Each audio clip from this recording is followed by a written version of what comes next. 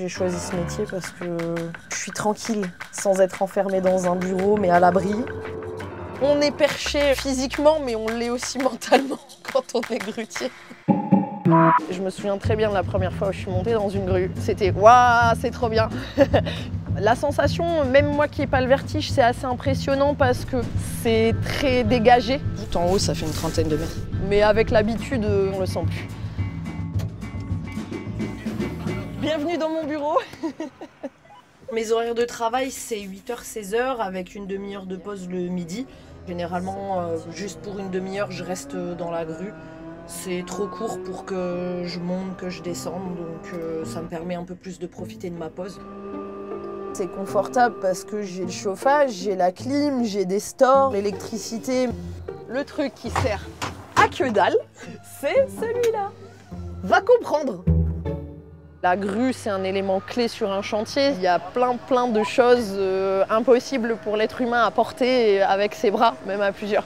J'ai 400 kg de ferraille. Pourtant, à voir comme ça, ça paraît tout fin, on dirait un petit grillage de rien du tout, mais il y a quand même 400 kg. C'est des manœuvres assez délicates, on y va vraiment millimètre par millimètre. Comme là, ils sont juste en dessous de moi, donc je dois regarder entre les grilles, sinon je...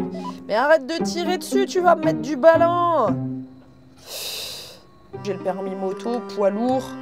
J'ai déjà fait des stages de pilotage en avion, bateau. Mais la grue, ça demande tellement de doigté, de finesse. C'est pas évident d'avoir le bon dosage dans la commande quand on est débutant et de pas aller trop brutalement. Je suis loin d'être une pilote, hein. Mais ça viendra, il n'y a pas de raison. Donc ça fait 6 mois que je fais ce métier, c'est une reconversion pro qui est très récente. Je suis restée 10 ans dans l'enseignement de la conduite. J'aimais bien avant être au contact du monde, mais j'en ai eu marre. C'est aussi pour ça que j'ai choisi ce métier, parce que je suis pas isolée, j'ai plein de contacts avec plein de gens, mais je suis tranquille, sans être enfermée dans un bureau, mais à l'abri. On est seul sans l'être. On voit le quotidien des gens. Il y a des moments comme là, quand on est sans rien faire, on peut observer l'environnement. Soit on peut observer la nature, faire de la photo comme moi j'aime bien. C'est jamais pareil, donc c'est ça qui est bien dans ce métier. Alors, un prémur. Il faut pas avoir le vertige et il faut être un peu perché. Physiquement, mais on l'est aussi mentalement quand on est grutier. La proportion, que ce soit de grutières ou même de filles dans le bâtiment, il n'y en a pas beaucoup encore. Ça, je pense que ça commence à se développer parce qu'on est sur des générations maintenant où les filles sont moins ancrées dans des cases. Donc je pense que les filles ont moins peur de se lancer dans des choses qu'elles n'auraient peut-être pas osé faire avant. Sans grue, un chantier ne tourne pas. Donc c'est une position assez flatteuse.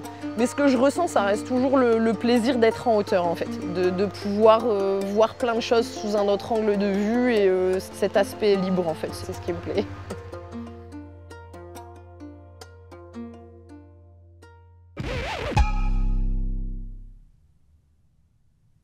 On n'a pas toujours une belle vue, parce que voilà, les mecs en bas, des fois perdent leurs pantalons. Et le paysage en général, ça va, c'est cool.